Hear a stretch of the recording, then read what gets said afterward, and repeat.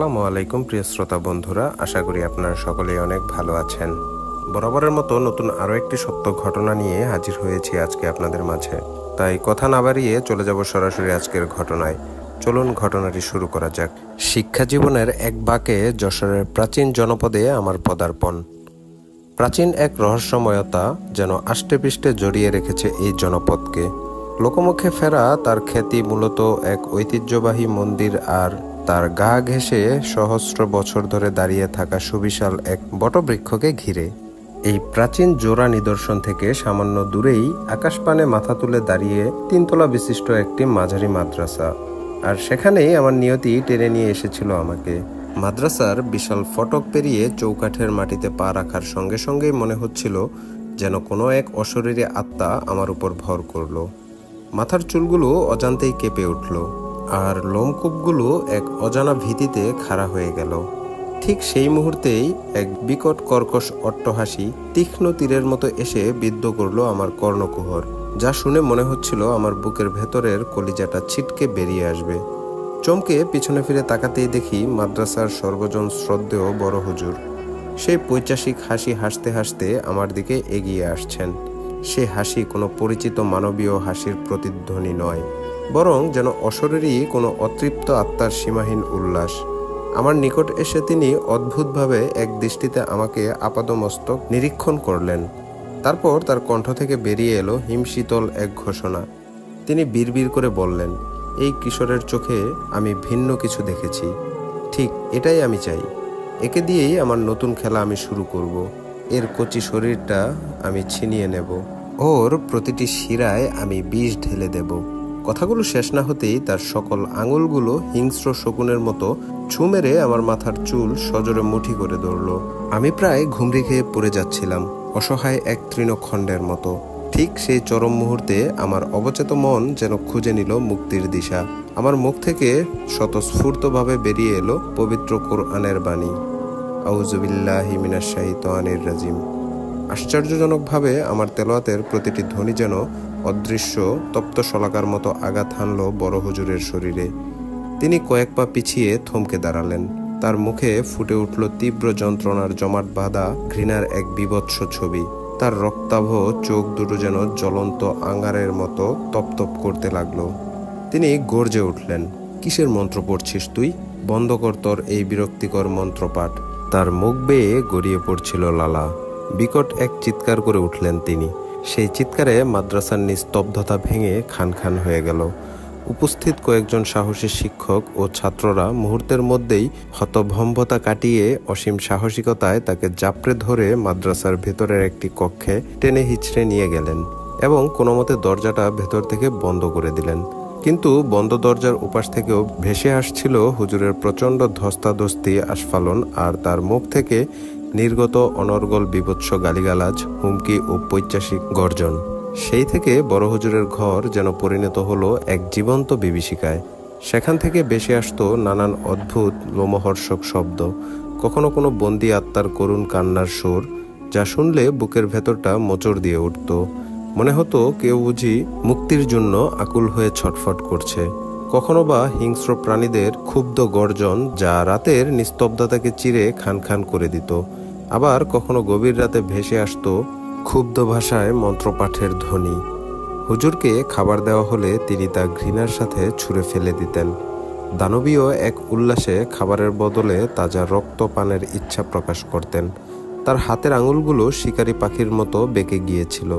মনে হচ্ছিল তিনি ধীরে ধীরে মানুষ থেকে রূপান্তরিত হচ্ছেন এক ভয়াল শয়তানে। মাদ্রাসার বিজ্ঞ শিক্ষকেরা সকলেই দিশেহারা, কিংকর্তব্য বিমূঢ় হয়ে পড়লেন। অবশেষে এই নরকীয় পরিস্থিতি থেকে পরিত্রাণের জন্য সুদূর লালমনিরহাট থেকে প্যারানর্মাল বিষয়ে অত্যন্ত অভিজ্ঞ এবং আধ্যাত্মিকভাবে শক্তিশালী একজন বিজ্ঞ আলেম শায়েখ জাকারিয়া সাহেবকে আমন্ত্রণ জানানো হলো। শায়েখ জাকারিয়া সাহেব তার সমস্ত আধ্যাত্মিক প্রস্তুতি নিয়ে বড় হুজুরের কক্ষে প্রবেশ করতেই বড় হুজুরের দেহে আসর করা শয়তানটি কঠিন কর্কশ স্বরে বলে উঠল, তুই এসেছিস জাকারিয়া? এবারের মতো আমি তোকে ক্ষমা করে দিলাম, এখন যা। মনে রাখিস, পরের বার যদি তুই এদিকে পা বাড়াস, তাহলে তোর প্রতিটি অঙ্গ আমি ছিন্ন ভিন্ন করে তোর আত্মাকে নরকের আগুনে নিক্ষেপ করব। এই ভয়ঙ্কর হুমকির প্রত্যুত্তরে শায়েখ জাকারিয়া সাহেব বিসমিল্লাহ বলে সজোরে এক চর বসিয়ে দিলেন বড় হুজুরের গালে। একদম চুপ। অতঃপর তিনি অতি সত্বর পকেট থেকে পান্নার মতো সবুজ বর্ণের এক অদ্ভুত সাপাকৃতি তসবি বের করে বজ্রকণ্ঠে কোরআনের আয়াত পড়তে পড়তে সেটি বড় হুজুরের কপালে চেপে ধরলেন। সঙ্গে সঙ্গে আক্রান্ত হুজুর যেন শতবৃষ্টিকের দংশনে জ্বলে উঠলেন। ক্ষিপ্ত বাঘের মতো ঝাঁপিয়ে পড়লেন জাকারিয়া হুজুরের উপর। তার কানের লতি কামড়ে ছিঁড়ে ফেললেন। রক্তের ধারা গড়িয়ে পড়ল শায়েকের গা বেয়ে। উপায় না দেখে যন্ত্রণায় কাতর আহত জাকারিয়া সাহেব ভগ্ন মনোরথে সেখান থেকে প্রস্থান করতে বাধ্য হলেন। কয়েকদিন পর পিতার অসমাপ্ত কাজ সম্পন্ন করতে এলেন শায়েখ জাকারিয়ার সুযোগ্য পুত্র ইউসুফ। বড় হুজুরের অবস্থা পর্যবেক্ষণ করে তিনি দৃঢ় প্রত্যয়ের সঙ্গে বললেন, এর চিকিৎসা আমার কাছে আছে। ভেতর থেকে বড় হুজুরের অট্ট হাসি শোনা গেল, পশুর মতো হিংস্র সেই হাসি। তুই নিজেকে আমার সমতুল্য মনে করছিস? আয় আয়, আমায় স্বীকার কর। এই কথা বলেই সেই অশরীরী আত্মাকে প্রভাবিত করে হুজুরের এক প্রচণ্ড ধাক্কা ইউসুফকে ঘরের শক্ত মেঝেতে আঁচড়ে ফেললেন। ইউসুফের মাথা ফেটে রক্তে ভেসে গেল চারপাশ। লুটিয়ে পড়া ইউসুফকে দুই হাত দিয়ে ধরে প্রচণ্ড চাপে তার পাঁজরের হাড় ভেঙে গুঁড়িয়ে দিল। ইউসুফের শরীরটা তখনও ধরফর করছিল, কিন্তু মুহূর্তেই সব নিস্তেজ হয়ে গেল। তার তরুণ প্রাণটি চোখের পলকে নিভে গেল। এক বীভৎস আর্তনাদ করে দেহটি নিথর হয়ে গেল। মাদ্রাসার বাতাসে শোকের রোল উঠল। অন্যান্য এলাকার বিখ্যাত আলেম ওলামারা মরিয়া হয়ে উঠলেন। দূর দূরান্ত থেকে এলেন জারফুককারী এবং আধ্যাত্মিক ক্ষমতার অধিকারী সব চিকিৎসক, কিন্তু কেউ এই ভয়ানক শক্তির আসরের কোনো কুলকিনারা করতে পারলেন না। তাবিজ কবচ, পানি পড়া, ঝাড়ফুঁক সবকিছুই ব্যর্থ হয়ে গেল। যেন এক অজেয় অদৃশ্য শক্তির বিরুদ্ধে এক অসম লড়াই। এসব ভয়ঙ্কর শ্বাসরুদ্ধকর ঘটনা আর সহ্য করতে না পেরে আমি মাদ্রাসার প্রবীণ হাফিজ সাহেবের শরণাপন্ন হলাম। তার কাছে বড় হুজুরের এই মর্মান্তিক অবস্থার পেছনের বিস্তারিত কারণ জানতে চাইলাম। তার চোখে মুখে বিষণ্ণতার ছাপ, কণ্ঠস্বর ধীর হয়ে আসছিল। তিনি ধীরে ধীরে বলতে শুরু করলেন, তুমি মাদ্রাসার আসার পথে নিশ্চয় পথের ধারে সুবিশাল প্রাচীন এক বটগাছ দেখেছ। এলাকার সনাতন ধর্মাবলম্বীরা গভীরভাবে বিশ্বাস করে ওই বটবৃক্ষে স্বয়ং মহাদেব বাস করেন। শুধু তাই নয়, অনেক মুসলমানও ওই গাছটিকে অলৌকিক শক্তিসম্পন্ন জাগ্রত বীরের আস্তানা মনে করত। কারণ জনশ্রুতি আছে, গাছটিকে যে কোনো ভোগ দিলে বা মানত করলে সে তৎক্ষণাৎ অলৌকিকভাবে তা গ্রহণ করত। এমনকি এলাকার অনেক মেয়েরাও গাছটিকে সন্তুষ্ট করতে ভক্তিভরে নৃত্য পরিবেশন করত। যার নাচ সেই বৃক্ষবাসী সত্তার পছন্দ হতো, তার কপালে অলৌকিকভাবে রক্তের মাধ্যমে একটি টিপ এঁকে দেওয়া হতো, যা সৌভাগ্যের প্রতীক হিসাবে বিবেচিত হতো। আর যার নাচ পছন্দ হতো না, তাকে দিতে হতো চরম মূল্য। নিজের হাত কেটে 10 ফোঁটা রক্ত সেই বৃক্ষতলে নিবেদন করতে হতো। যার উপরে বৃক্ষবাসীর সত্তা সন্তুষ্ট হতো, তাকে এলাকায় অত্যন্ত সম্মানীয় এবং গুরুত্বপূর্ণ ব্যক্তি হিসাবে গণ্য করা হতো। গাছটির প্রতি তাদের বিশ্বাস এতটাই গভীর ছিল যে অনেক সনাতন পণ্ডিত জোর গলায় বলতেন, পার্থিব জীবনে যদি তোমার ভগবানকে চোখে দেখা না হয়, তবে এই গাছটিকে দেখো, এটি ভগবানের জীবন্ত জ্বলন্ত এক প্রমাণ। তারা তাদের বিশ্বাসের দৃঢ়তা প্রমাণ করতে আরও বলতো, দুনিয়ায় কোনো মানবীয় এবং দানবীয় শক্তি একসাথে মিলেও এই গাছটিকে বিন্দু পরিমাণের কিছু করতে পারবে না, কোনো ক্ষতি করতে পারবে না। গাছটি কাটা তো দূরের কথা, অতীতে নাকি কিছু অতি উৎসাহী লোক ওই গাছ কাটার চেষ্টা করেছিল। তারা গাছটিতে প্রথম কোপ বসাতেই সেখান থেকে ঝরঝর করে তাজা রক্ত বেরোতে শুরু করে এবং এক অদৃশ্য কণ্ঠস্বর তাদের সতর্ক করে দেয়। কিন্তু সেই সতর্কতা উপেক্ষা করে স্পর্ধা দেখায় অনেকেই। সঙ্গে সঙ্গে একসাথে 6 জন মানুষের মর্মান্তিকভাবে মৃত্যুকে আলিঙ্গন করে। এই ঘটনায় মুসলমানরা খুবই বিভ্রান্ত ও শঙ্কিত হয়। তারা এটিকে সাধারণ জিনভূতের উপদ্রব বলে মানতে পারছিল না, কারণ দিনের আলোতেও গাছটির প্রভাব এত প্রবল ছিল। কিভাবে এই সত্তা মানুষের সঙ্গে স্পষ্ট ভাষায় কথা বলে এবং অন্যান্য অলৌকিক কর্মকাণ্ড প্রদর্শন করে। আমাদের বড় হুজুর মুফতি হাবিবুল্লাহ সাহেব, হাফেজ সাহেব বলতে লাগলেন, তার কণ্ঠে শ্রদ্ধা ও বিষাদের মিশ্রণ। একজন অত্যন্ত শ্রদ্ধেয়, প্রজ্ঞাবান এবং প্রবীণ আলেম। তিনি এই মাদ্রাসার শুধুই প্রধান নন, তার ধর্ম, চিন্তা, আধ্যাত্মিক জ্ঞান এবং প্যারানর্মাল শক্তির জন্য তিনি গোটা অঞ্চলে সুপরিচিত। তিনি তার গভীর জ্ঞান ও বিশ্বাস থেকে দৃঢ়ভাবে মনে করতেন, ওই বটগাছের ঘটনাটি সাধারণ কোনো অলৌকিক ঘটনা নয়, বরং কোনো এক শক্তিশালী কাফের জিনের কারসাজি, যে কিনা নিজেকে দেবতা প্রতিপন্ন করে মানুষকে অর্থাৎ সাধারণ মানুষকে শিরকের পথে টানছে। তাই তিনি মনে মনে প্রতিজ্ঞা করেন যে মানুষের ঈমান রক্ষার স্বার্থে যে কোনো মূল্যে ওই গাছটিকে তিনি সমূলে নির্মূল করে ছাড়বেন। এ বিষয়ে তিনি যখন এলাকার পণ্ডিত ও বিজ্ঞজনদের সাথে কথা বলেন, তারা তাকে বারণ করলেন, হুজুর কখনো এমন দুঃসাহস দেখাতে যাবেন না। যদি যান তবে আপনি সহ আপনার ওই সাধের মাদ্রাসা আর আপনার পরিবার সকলেই ধ্বংস হয়ে যাবে। এটি মহাদেবের আবাসস্থল, এর রোষানলে পড়লে আর রক্ষা নেই। কিন্তু কে শোনে কার কথা? বড় হুজুর তার সিদ্ধান্তে অটল, পর্বতের ন্যায় অবিচল। সেই অভিশপ্ত দিন হাফেজ সাহেবের স্বরটা যেন আরো ভারী হয়ে এলো। বড় হুজুর তার কয়েকজন বিশ্বস্ত ছাত্র নিয়ে সেই বটগাছের তলায় গেলেন। তিনি গাছটিতে প্রথম কোপ মারতে অবিশ্বাস্যভাবে কাটা জায়গা থেকে টপ টপ করে ফোয়ারার মতো রক্ত বেরোতে শুরু করলো। সেই রক্ত ছিটকে এসে সরাসরি পড়ল বড় হুজুরের মুখে, চোখে এবং তার সাদা শুভ্র দাড়িতে। সাথে সাথে বড় হুজুর টলতে টলতে মাটিতে বসে পড়লেন। তার পুরো শরীর থরথর করে কাঁপছিল, যেন তাকে কোনো এক অদৃশ্য কিছু বৈদ্যুতিক শক দিয়েছে। তার মুখ থেকে ঘুঙানির মতো চাপা আর্তনাদ বেরিয়ে আসছিল। মনে হচ্ছিল যেন তিনি শ্বাস নিতে পারছেন না, তার বুকের ভেতরটা কেউ নিষ্পেষণ করছে। হঠাৎ সেই কাটা গাছ থেকে এক কর্কশ বজ্রনীয় এবং বিকট শব্দ ভেসে আসলো। কে তুই? আমি রুদ্রদেব। তুই আমার অবমাননা করেছিস। মহাকালের অধিপতি আমি। তোর এই আধ্যাত্মিক শক্তি আমি চূর্ণ বিচূর্ণ করে দিব। সেই ভয়ঙ্কর ঘটনার পর থেকে মাদ্রাসা যেন অশরীরী শক্তির অবাধ আনাগোনা শুরু হলো। একের পর এক বিপজ্জনক রক্তহিম করা ঘটনা ঘটতে লাগলো, যা মাদ্রাসার শান্ত পরিবেশকে নরকে পরিণত করলো। মাদ্রাসার বড় হুজুরের একমাত্র আদরের মেয়েটি সেদিন রাতেই মারা গেল। তার মুখমণ্ডলে আগুন দিয়ে নির্মমভাবে পুড়িয়ে দেওয়া হয়েছিল এবং তার শরীরের প্রতিটি অঙ্গপ্রত্যঙ্গ হিংস্র জানোয়ারের মতো ছিঁড়ে টুকরো টুকরো করে ফেলা হয়েছিল। প্রায় প্রতি রাতেই মাদ্রাসার জানালার গ্লাসগুলো কোনো এক অজ্ঞাত কারণে বিকট শব্দে চূর্ণ বিচূর্ণ হয়ে যেত, যেন অদৃশ্য কোনো শক্তি বাহির থেকে অবিরত আঘাত করত। কখনো মনে হতো কেউ যেন কানের কাছে এসে হিংস্রভাবে ফিসফিস করে নাম ধরে ডাকছে। সেটা উপেক্ষা করার সাধ্য কারণেই কারো কারো শরীর তখন তাৎক্ষণিকভাবে অসাড় হয়ে যেত এবং তারা অজ্ঞান হয়ে পড়ত ঘন্টার পর ঘন্টার জন্য। মাঝে মাঝে অনেকের মুখে ফেনা দেখা যেত। রাতের বেলা ছাত্ররা ভয়ে চিৎকার করে ঘুম থেকে জেগে উঠত এবং তাদের চোখ থেকে অবিরত জলের ধারা নেমে আসতো। তাদের মধ্যে দু একজন অস্পষ্টভাবে তাদের বিছানার পাশে দীর্ঘ কালো অবয়ব দাঁড়িয়ে থাকতে দেখত, যার দুটো চোখ অন্ধকারেও জ্বলন্ত, আর তাদের শরীরে প্রচণ্ড তাপ তারা অনুভব করত। মাদ্রাসার রান্নাঘরের খাবার অদ্ভুতভাবে পছন্দ করতে শুরু করত।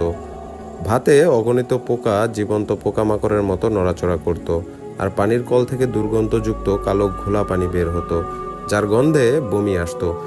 শুধু তাই নয়, ছাত্র এবং শিক্ষকদের মধ্যে একটি রহস্যময় অসুস্থতা ছড়িয়ে পড়ছিল। অনেকের শরীরে অসহ্য ব্যথা, অবর্ণনীয় জ্বর এবং ত্বকে কালো কালো ছোপ দেখা যেতে শুরু করলো। তাদের শরীর যেন ভেতর থেকে শুকিয়ে যাচ্ছিল, চোখ গর্তে ঢুকে যাচ্ছিল, আর মনে হচ্ছিল তারা যেন জীবন্ত কঙ্কালে পরিণত হচ্ছে। মাদ্রাসার পরিবেশ এতটাই বিষাক্ত হয়ে উঠেছিল যে চারদিকে শুধু ভয়, আতঙ্ক আর অশরীরী শক্তির আগ্রাসন। হাফেজ সাহেবের কাছ থেকে পূর্ণাঙ্গ ইতিবৃত্ত জানার পর আমি আর স্থির থাকতে পারলাম না। আমার ভেতরের সহজাত প্রবৃত্তি আমাকে তাড়িত করেছিল। আমি একা একাই নিজের মতো করে এই রহস্যের গভীরে প্রবেশ করার সিদ্ধান্ত নিলাম।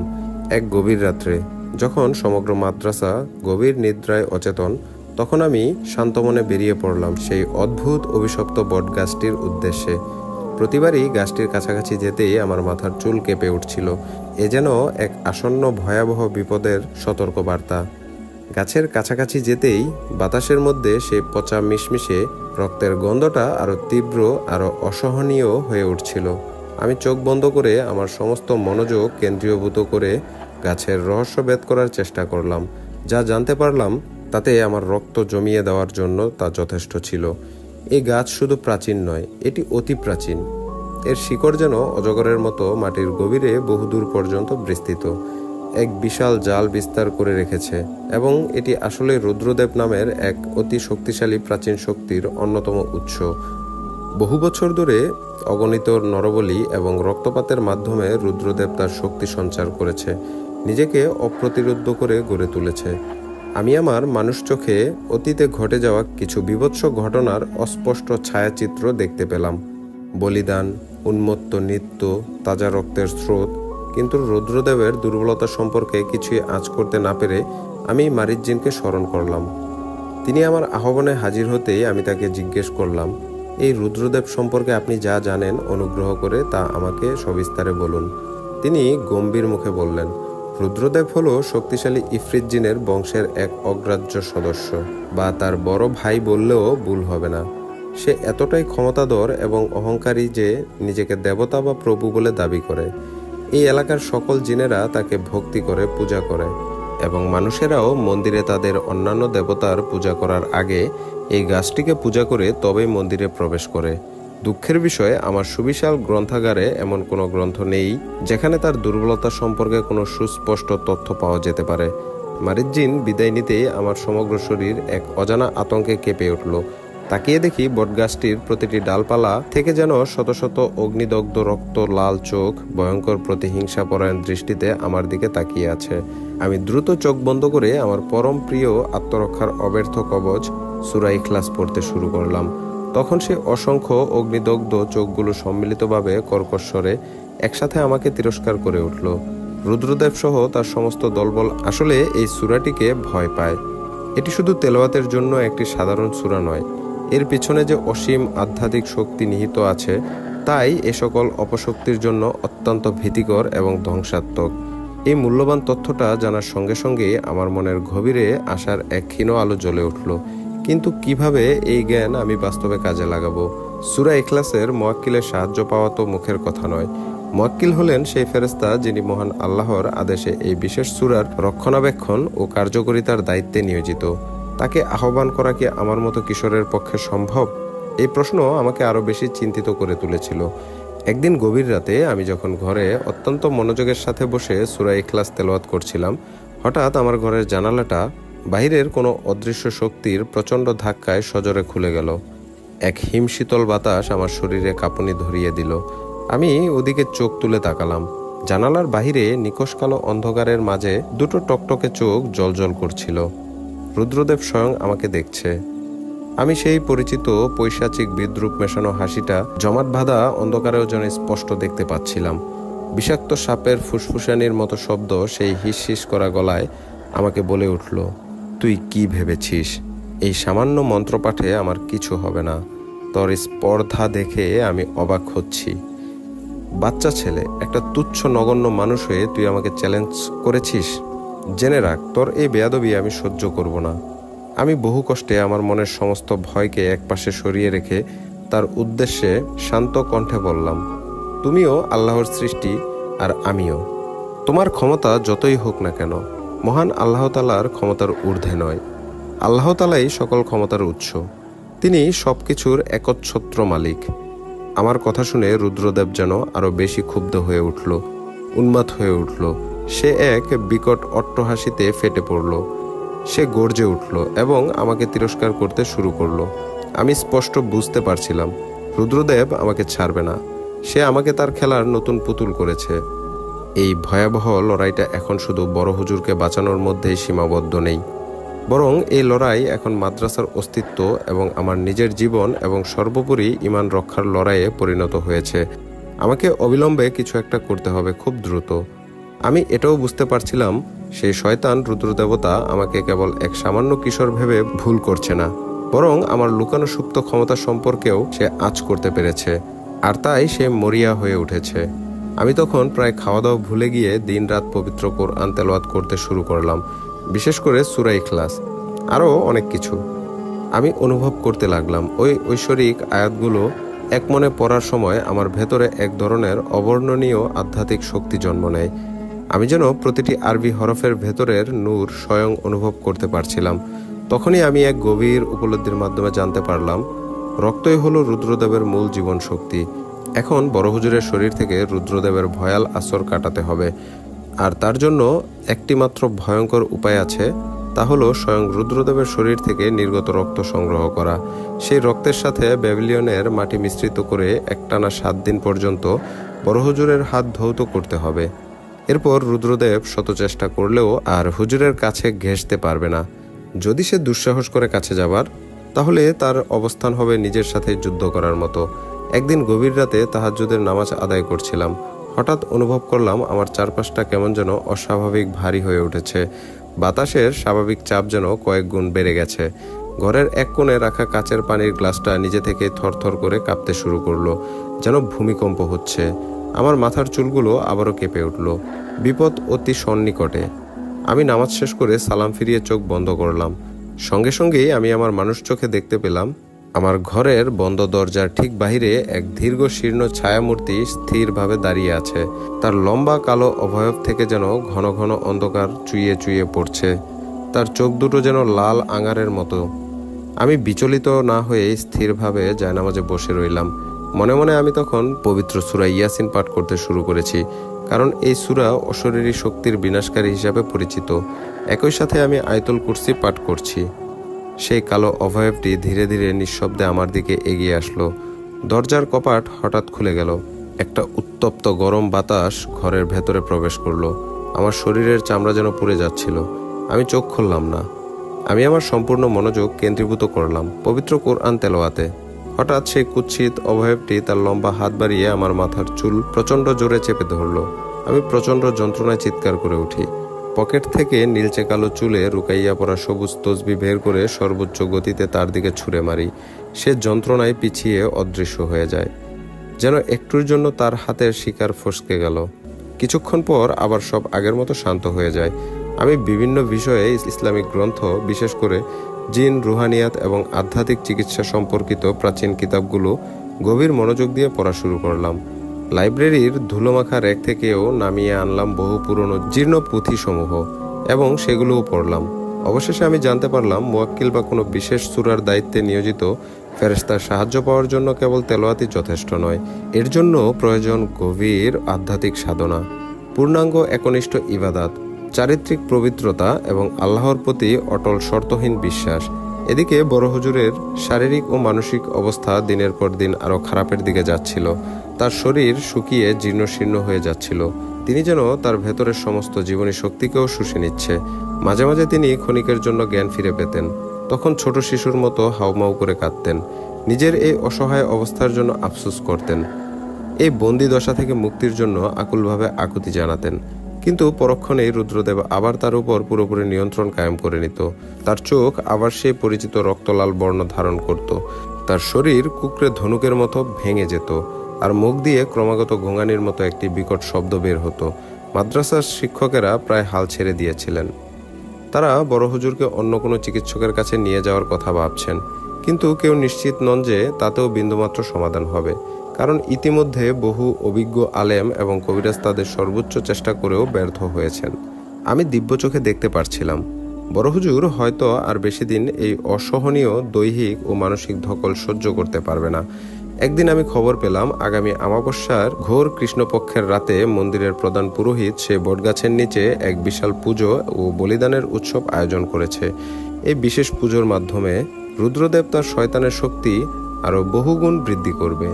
আমার স্রষ্ট ইন্দ্রিয় সজাগ হয়ে উঠল। আমার মনে হলো এটা আমার জন্য এক সুবর্ণ সুযোগ। এই অমাবস্যার রাতেই আমাকে আমার চূড়ান্ত চাল চালতে হবে। পুরোহিত যখন রুদ্রদেবের সন্তুষ্টির জন্য পূজা ও আত্মহতিতে মগ্ন থাকবে, তখন হয়তো তার মূল শক্তি অন্যদিকে প্রবাহিত হবে, যা আমার জন্য বটগাছের গভীরে প্রবেশ করার এবং রুদ্রদেবকে দুর্বল করার এক অভাবনীয় সুযোগ। আমি সদর্পণে আমার পরিকল্পনা সাজাতে লাগলাম। আমার এই অভিযানে সফল হওয়ার জন্য প্রয়োজন হবে পূর্ণাঙ্গ মনোযোগ, অসীম সাহস, ঠান্ডা মাথা আর আমার সমস্ত বিশেষ ক্ষমতা এবং আধ্যাত্মিক জ্ঞানের সঠিক ও সময় উপযোগী প্রয়োগ। আমি খুব ভালো করেই জানতাম এটা এক ভয়ঙ্কর জীবন মরণ ঝুঁকি। আমার পরিকল্পনায় সামান্যতম ভুল হলেও আমার নিজের জীবন বিপন্ন হতে পারে। রুদ্রদেব আমাকে হয়তো হত্যা করে ফেলবে, অথবা তার চেয়েও ভয়াবহ, আর আমার উপর ভর করবে যেমনটা সে চেয়েছিল। কিন্তু আমার ভেতর থেকে কেউ একজন ধীর কণ্ঠস্বরে আমাকে বারবার বলছিল, ভয় পেও না আয়মান, তুমি একা নও, মহান আল্লাহ তোমার সঙ্গে আছেন। অমাবস্যার আগের দিন আমি সারাদিন রোজা রাখলাম। ইফতারের পর আমি দীর্ঘক্ষণ ধরে নফল নামাজ আদায় করলাম। দুই চোখে অশ্রু নিয়ে মহান আল্লাহর দরবারে কান্না ভরা কণ্ঠে সাহায্য প্রার্থনা করলাম। তারপর আমি আমার নিজের ঘরে বসে গভীর ধ্যানে মগ্ন হলাম। আমি আমার চোখের বিশেষ ক্ষমতা ব্যবহার করে সেই অভিশপ্ত বটগাছের চারপাশের অদৃশ্য প্রতিরক্ষা ব্যবস্থা পুঙ্খানুপুঙ্খভাবে পর্যবেক্ষণ করতে লাগলাম। আমি আমার মানুষ চোখে স্পষ্ট দেখতে পেলাম গাছটিকে দুর্ভেদ্য প্রাচীরের মতো ঘিরে রেখেছে অসংখ্য বিবস্ত্র কুৎসিত বিভৎস ধর্ষণের জিন। তারা যেন অতন্দ্র প্রহরীর মতো অতন্দ্র পাহারায় রত। তারা সংখ্যায় এত বেশি যে তাদের ভেদ করে গাছের কাছে পৌঁছানো প্রায় অসম্ভব, এক কঠিন কাজ। গাছের উপরের দিকে মোটা মোটা ডালপালাগুলোতে আমি আরও কিছু শক্তিশালী ভয়ঙ্কর সত্তার ঘাড়ও উপস্থিত অনুভব করলাম, যাদের শক্তি আমার চেয়েও বহুগুণ বেশি। সেই রাতে আমি এক অদ্ভুত প্রশান্তিদায়ক স্বপ্ন দেখলাম। স্বপ্নে যেন পা রাখলাম নূরের ভুবনে, যেখানে পার্থিব আলো আর স্বর্গীয় সুবাস মনকে আবিষ্ট করল। ভয় আর উদ্বেগের ঘনঘটা মুহূর্তে মিলিয়ে গেল এক জ্যোতিময় সত্তার স্পর্শে। সেই নূরের জ্যোতিতে আমার চোখ ধাঁধিয়ে গেল। তার স্নেহমাখা কণ্ঠে যেন অমৃত বর্ষণ করল। ভয় পেও না বৎস, সত্যের পথে অবিচল বিশ্বাস রেখো, জয় সুনিশ্চিত। আমার হৃদয়ে কথাগুলো গেঁথে গেল। আমি নতুন উদ্যমে দ্বিগুণ মানসিক শক্তি নিয়ে তৈরি হলাম সেই ভয়ঙ্কর রাতের জন্য। আমি মনে প্রাণে বিশ্বাস করতাম মহান আল্লাহ আমাকে এই কঠিন পরীক্ষায় কখনো একা ছাড়বেন না। অবশেষে এলো সেই বহুল প্রতীক্ষিত অমাবস্যার রাত। নিকষ কালো আধারে চারদিকে স্তব্ধ, প্রকৃতি গভীর ঘুমে মগ্ন। আকাশের তারার ক্ষীণতম আলো অনুপস্থিত ঘোর অন্ধকারে আধ্যাত্মিক আত্মা যেন চারদিকে অবাধে চলাফেরা করছে। মাদ্রাসার সকলেই যখন রাতের আহার শেষ করে গভীর ঘুমে আচ্ছন্ন, আমি তখন নিঃশব্দে আমার ঘর থেকে বের হলাম। আমার পরনে ছিল মাদ্রাসার ছাত্রদের জন্য নির্ধারিত সাধারণ পায়জামা পাঞ্জাবি। আমি ধীর পায়ে এগিয়ে চললাম সেই অভিশপ্ত ছায়াময় বটগাছটির দিকে। যতই আমি বটগাছটার কাছাকাছি যাচ্ছিলাম ততই আমার চুলে কম্পন তীব্র থেকে তীব্রতর হচ্ছিল। চারপাশের বাতাসের চাপ যেন কয়েক গুণ বেড়ে যাচ্ছিল। আমার শ্বাস নিতে রীতিমতো কষ্ট হচ্ছিল। সেই পরিচিত পচা রক্তের গন্ধটা এখন আরও তীব্রতর, যা নাকে লাগতেই বমি আসছিল। আমার স্রষ্ট ইন্দ্রিয় দিয়ে স্পষ্ট অনুভব করতে পারছিলাম আমার চারপাশে অসংখ্য অশরীরী হিংস্র সত্তার উপস্থিতি। তা যেন কানের কাছে এসে অশুভ মন্ত্রে ফিসফিস করে কথা বলছে, আমাকে ভয় দেখানোর নানান কৌশল করছে। আমার কানে বাজছে বিভৎস সব অশরীরী শব্দ, যা কোনো মানুষের পক্ষে সহ্য করা কঠিন। গাছটার কাছাকাছি পৌঁছতে অতর্কিতে আমার পথ আটকে দাঁড়ালো কয়েকজন প্রহরী জিন। তারা দেখতে অত্যন্ত কুৎসিত বামন আকৃতির। তাদের চোখগুলো বেড়ালের চোখের মতো সবুজ আর দাঁতগুলো ধারালো। তারা হিংস্রভাবে হিসহিস করতে লাগলো। তাদের শরীর থেকে বিষাক্ত পচা ডিমের মতো গন্ধ বের হচ্ছিল। বড় বড় চোখ করে তারা একযোগে লৌহ মুষ্টির মতো প্রচণ্ড শক্ত হাত দিয়ে আমার গলা চেপে ধরলো। বুক ভরে একটা গভীর শ্বাস নিয়ে মনে মনে আয়াতুল কুরসি পাঠ করতে শুরু করলাম আমি। কিন্তু যখনই তেলাওয়াত করছিলাম তখনই যেন হাতের চাপ বাড়তে শুরু করলো। উপায়ন্তর না দেখে পকেট থেকে আবারও সবুজ তসবি বের করে সজোরে তাদের মুখে আঘাত করি। দুটি অশরীরী ছাড়া বাকি সবাই দূরে ছিটকে পড়ে। ওই দুটো অশরীরীর হাত কিছুতেই গলা থেকে ছাড়াতে পারছিলাম না। মাথা প্রচণ্ড গরম হয়ে গেল। আমি দাঁত দিয়ে ওই অশরীরীর হাত ছিঁড়ে ফেলার চেষ্টা করি। প্রচণ্ড রাগ থাকা সত্ত্বেও কেন যেন নিজেকে হিংস্র মনে হচ্ছিল। এখন পথ পুরো ফাঁকা। এই অভাবনীয় সুযোগের সদ্ব্যবহার করে এক মুহূর্ত দেরি না করে দ্রুত পায়ে আমি এগিয়ে চললাম বটগাছটার গুড়িটার দিকে। বিশাল বটগাছটার নিচে তখন পুরোদমে চলছিল সেই আদিম কুসংস্কারাচ্ছন্ন ভয়ঙ্কর উৎসব। মন্দিরের প্রথম পুরোহিত, যার পরনে ছিল রক্তলাল রঙের রেশমি কাপড়, সে একটা বিশাল আগুনের কুণ্ডলীর সামনে চোখ বন্ধ করে বসে দুর্বোধ্য ভাষায় মন্ত্রপাঠ করছিল। তার চারপাশে ঘিরে বসেছিল আরো কয়েকজন সহযোগী। তাদের সবার চোখে মুখে ভয়ের সাথে মিশে আছে এক ধরনের উন্মাত্ততা। এক কালো ছাগলকে রুদ্রদেবের উদ্দেশ্যে বলিদানের জন্য প্রস্তুত করে রাখা হয়েছিল। আর তাদের সকলের অলক্ষ্যে সেই বটগাছের সবচেয়ে মোটা শক্তিশালী ডালটায় বসেছিল রুদ্রদেবের এক ভয়ঙ্কর দুয়াটে স্পষ্ট প্রতিচ্ছবি। তার আকার স্থির ছিল না, দুয়ার কুণ্ডলীর মতো বারবার পরিবর্তিত হচ্ছিল। তার চোখ দুটো জ্বলছিল গগনের আগুনের গোলার মতো। তার কপালের দুপাশে বিশাল দুটি ভয়ঙ্কর শিং অন্ধকারেও দেখা যাচ্ছিল। আমি জানি রুদ্রদেবের প্রধান দুর্বলতা হলো সূরা ইখলাসের মুয়াক্কিলের ঐশ্বী জ্যোতি। আমি হয়তো সেই মুয়াক্কিলকে সরাসরি আহ্বান করব।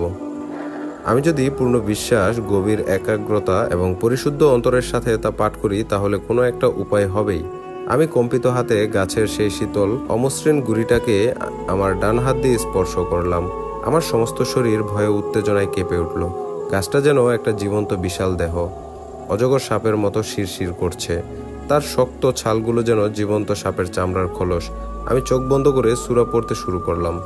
পবিত্র ইখলাসের প্রতিটি আয়াত উচ্চারণের সঙ্গে সঙ্গে আমি অনুভব করতে লাগলাম আমার ভেতর থেকে প্রচণ্ড অবর্ণনীয় শক্তি সবেগে বেরিয়ে আসছে।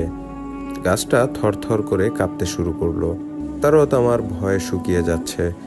গাছের ঢালপালা শুকনো পাতার মতো টুপটাপ ঝরে পড়ছে।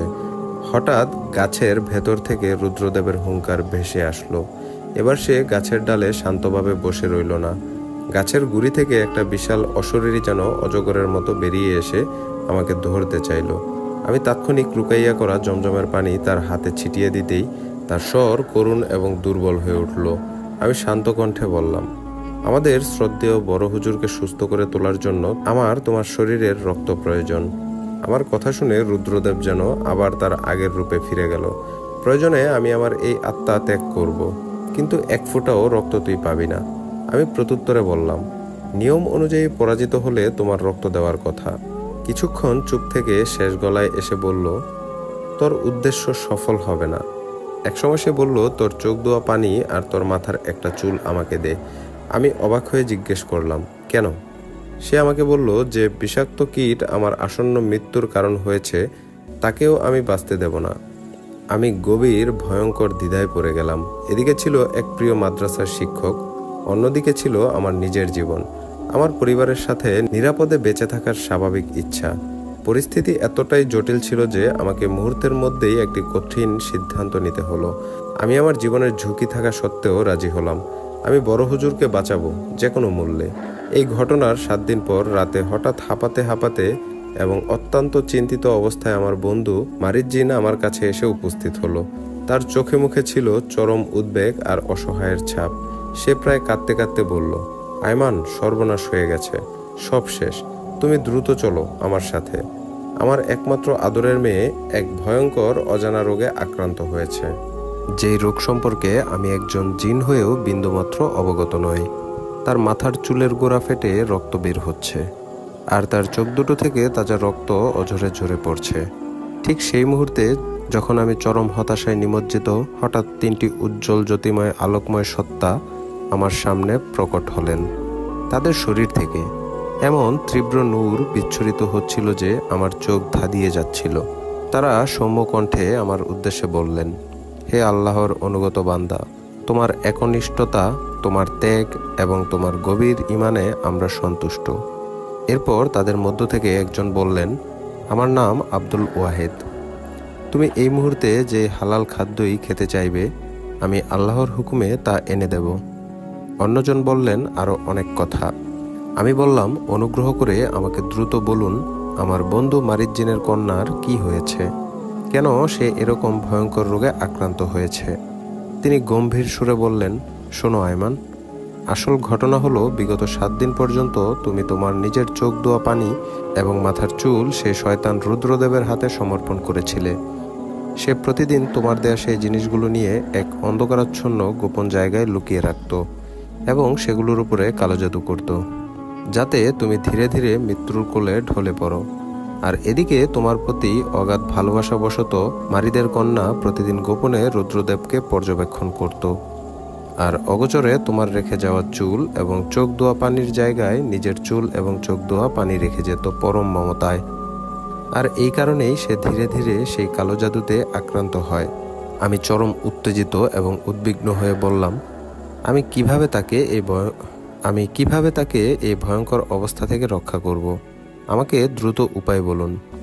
তিনি শান্ত কণ্ঠে বললেন, তাকে এই অবস্থা থেকে বাঁচানো খুব কঠিন এবং প্রায় অসম্ভব, কিন্তু তুমি যদি চাও তাহলে আমরা এই 3 জন একসাথে মিলে আল্লাহর ইচ্ছায় আরেকবার চেষ্টা করতে পারি। আমি রাজি হলাম।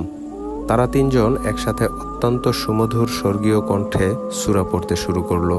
মারিদ কন্যার চোখ এবং মাথায় আলতো করে হাত বোলাতেই এক অভাবনীয় ঘটনা ঘটল। মারিদ কন্যা ধীরে ধীরে চোখ মেলে, তার রক্তক্ষরণ বন্ধ হয়ে গেল এবং সে সম্পূর্ণ সুস্থ হয়ে গেল। সেই অভিশপ্ত বিশাল বটগাছটা হঠাৎ এক বিকট কান ফাটানো শব্দে মরমর করে ঠিক মাঝখান থেকে 2 ভাগ হয়ে গেল, যেন গাছের ভেতর থেকে কোনো শক্তিশালী বোমা ফেটে বেরিয়ে এসেছে। পরের দিন সকালে মাদ্রাসায় এবং আশেপাশের গ্রামগুলোতে এক তুমুল হইচই পড়ে গেল। বাতাসের আগে খবর ছড়িয়ে পড়ল যে গত রাতের আধারে এলাকার সেই 5 শতাব্দী প্রাচীন রহস্যময় বটগাছটি কোনো এক অজ্ঞাত কারণে বিকট শব্দে ভেঙে 2 ভাগ হয়ে গেছে। গাছের যে অংশে একসময় হুজুর কোপ মেরেছিলেন এবং যেখান থেকে রক্ত ঝরেছিল, সেখানে এখন শুধু শুকনো প্রাণবিহীন কাঠ, আর কোনো রক্তর চিহ্ন মাত্র নেই। আর আমাদের বড় হুজুর আল্লাহর অশেষ রহমতে সম্পূর্ণ সুস্থ এবং স্বাভাবিক হয়ে ওঠেন। সেদিন সকালে ফজরের নামাজের সময় তিনি নিজেই হেঁটে মসজিদে আসেন। তার চেহারায় দীর্ঘদিনের অসুস্থতার কোনো প্রকার মলিন ছাপ নেই। তার মুখমণ্ডল দেখা যাচ্ছিল অত্যন্ত সতেজ। বড় হুজুর সম্পূর্ণরূপে সুস্থ হওয়ার পর মাদ্রাসা পরিচালনার দায়িত্ব পুনরায় নিজের কাঁধে তুলে নেন। বেশ কয়েকদিন পরের ঘটনা। একদিন দুপুরে তিনি আমাকে তার খাস কামরায় ডেকে পাঠান। আমি যেন শঙ্কিত মনেই হাজির হই। বড় হুজুর আমার দিকে কিছুক্ষণ স্থির দৃষ্টিতে তাকিয়ে রইলেন। তার চোখে ছিল এক ধরনের গভীর স্নেহমাখা অভিব্যক্তি।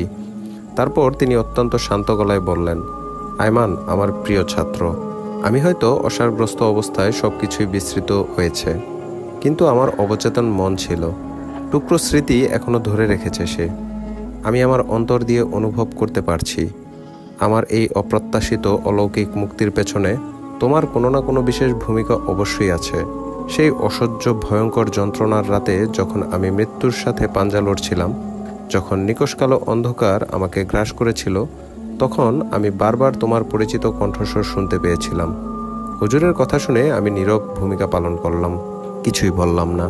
বড় হুজুর আমার নীরবতা দেখে হেসে বললেন, বাবা আয়মান, আল্লাহ রাব্বুল আলামিন তোমাকে বিশেষ কিছু ক্ষমতা দিয়েছেন, সাধারণ মানুষের চোখে যা কখনোই ধরা পড়বে না। তুমি তোমার ছোট্ট চোখ দিয়ে তাই দেখতে পাও যা অন্যরা অনুভব করতে পারে না। তুমি তোমার অন্তর দিয়ে অনুভব করতে পারো সব। তবে একটা কথা সবসময় মনে রেখো, এই আধ্যাত্মিক পথে যেমন মহান আল্লাহর অশেষ সাহায্য রহমত আছে, তেমনি পদে পদে শয়তানের ধোঁকা ও প্রলোভনও আছে। অদৃশ্য জগৎ অত্যন্ত রহস্যময় এবং জটিল, এবং ক্ষেত্রবিশেষ খুবই বিপজ্জনক। তাই সবসময় সতর্ক থেকো, আল্লাহর উপর ভরসা রেখো, কখনো সত্যের পথ থেকে বিচ্যুত হইও না। আমি ধীরে ধীরে মাথা তুলে হুজুরের দিকে তাকালাম এবং তাকে বললাম, হুজুর, আমি শুধু আমার সাধ্যমতো ইমানি দায়িত্ব পালন করার চেষ্টা করেছি। বড় হুজুর তার উষ্ণ হাত আমার মাথায় রেখে আশীর্বাদ করলেন, আল্লাহ তোমার মঙ্গল করুন। তার কক্ষ থেকে বেরিয়ে আসার সময় আমার মনে হলো এলাকার বিষণ্ণ আকাশ থেকে যেন বহুদিনের জমে থাকা কালো অশুভ মেঘের ঘনঘটা চিরতরে বিদায় নিল। তো এই ছিল ঘটনা। আশা করছি আজকের ঘটনাটি আপনাদের সকলের ভালো লেগেছে। ঘটনাটি আপনাদের কেমন লেগেছে তা জানিয়ে দিন আমাদের কমেন্টের মাধ্যমে। ঘটনাটি যদি ভালো লেগে থাকে তাহলে দয়া করে একটি লাইক করে দিবেন, আর বন্ধুদের সাথে বেশি বেশি শেয়ার করুন। আর আপনারা যদি এখনও আমাদের চ্যানেলটি সাবস্ক্রাইব করে না থাকেন, দয়া করে এখনই সাবস্ক্রাইব করে বেল বাটনটি অল করে দিন, যাতে পরবর্তীতে ঘটনা আপলোড করার সাথে সাথেই সবার আগে পৌঁছে যায় আপনার কাছে। আবারও নতুন কোনো ঘটনা নিয়ে হাজির হব আপনাদের মাঝে। সে পর্যন্ত সবাই ভালো থাকুন, সুস্থ থাকুন, এই কামনায় শেষ করছি আজকের এপিসোড। আল্লাহ হাফেজ।